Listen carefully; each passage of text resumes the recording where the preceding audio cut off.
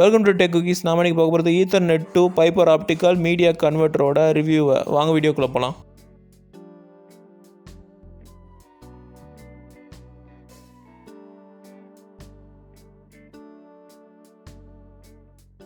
இந்த media கன்வெர்ட்டரோட price range 1400 ரேஞ்சில் வருது. இதோட அமேசான் லிங்க்கை கீழே டிஸ்கிரிப்ஷன்லேயே ஃபஸ்ட் கமெண்ட்லேயே போடுறேன், தேவைப்பட்டவங்க போய் வாங்கிக்கலாம்.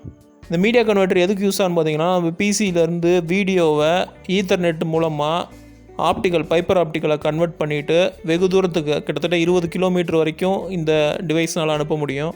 பைப்பர் ஆப்டிக்கல் வயர் மூலமாக போகிற அந்த சிக்னலை இதே மாதிரி இன்னொரு டிவைஸ் வச்சு நம்ம அங்கே ரிசீவ் பண்ணிக்கலாம். சுற்றி ஹீட் வெளியேற ஹோல்ஸ் கொடுத்துருக்காங்க.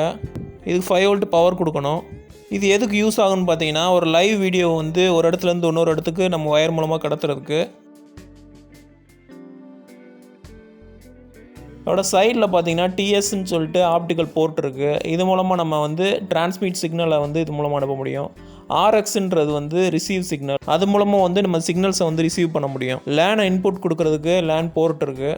நடுவில் இருக்க லைட் நம்மளுக்கு சிக்னல் கரெக்டாக கிடைக்குதா, எந்த இடத்துல கட் ஆகிருக்கு அப்படின்றத கண்டுபிடிக்கிறதுக்கு யூஸ் ஆகும். இதில் 10, 100, 1000 mbps ஸ்பீடில் நம்ம சிக்னல்ஸை டிரான்ஸ்மிட் பண்ணிக்கலாம்.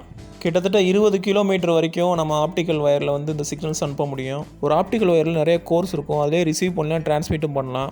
ஆப்டிக்கல் வயர்லேயே நம்ம இன்டர்நெட் டிரான்ஸ்மிட் பண்ணலாம், லைவ் சேனல்ஸை டிரான்ஸ்மிட் பண்ணலாம், ஃபோன் கால்ஸ் டிரான்ஸ்மிட் பண்ணலாம், ஏகப்பட்ட லைவ்ஸை டிரான்ஸ்மிட் பண்ணலாம்.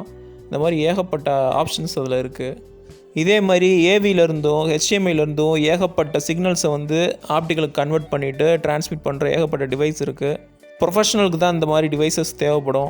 இதுக்கு முன்னாடிலாம் பார்த்தீங்கன்னா நோட்ஸு, மாடுலேட்டரு, கன்வெர்ட்டருன்னு சொல்லிட்டு எல்லாமே பெரிய பெரிய டிவைஸாக வரும்.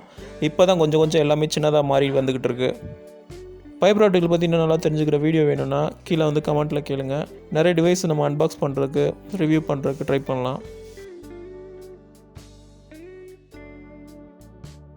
இந்த வீடியோ பிடிச்சிருச்சுன்னா இந்த வீடியோக்கு ஒரு லைக் கொடுங்க, உங்கள் ஃப்ரெண்ட்ஸோட ஷேர் பண்ணுங்கள். ஏதாவது சந்தேகம் இருந்துச்சுன்னா கீழே கமெண்ட்டில் கேளுங்க. எல்லாத்துக்கும் மேலே டெக் சேனலை சப்ஸ்கிரைப் பண்ணுங்கள். தேங்க்ஸ் ஃபார் வாட்சிங்.